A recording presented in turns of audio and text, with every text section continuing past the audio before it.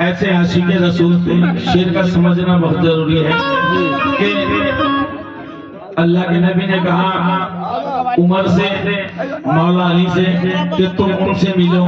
उन्होंने कहा कि या रसूल अल्लाह कहना क्या है उन्हें, मकाम देखे एक वली का कि या रसूल अल्लाह उन्हें कहना क्या है। कहना यह है कि मेरी उम्मत के लिए दुआ करें।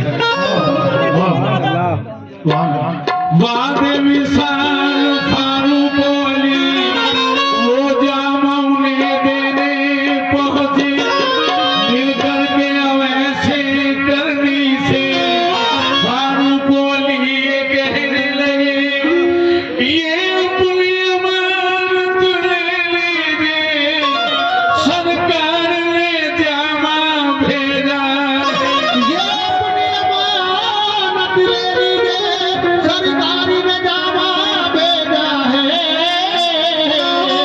जामे को लगाया आंखों से और शुक्र खुदा करने के लिए मस्जिद में झुका दी पेशानी, दामाने वफा भरने के लिए उम्मत से सिफारिश आशिकी, बख्शिश की सिफारिश करते थे।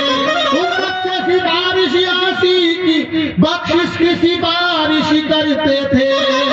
सरकार के गम में रो रो कर ये वैसे करनी कहते थे, मुझे याद आते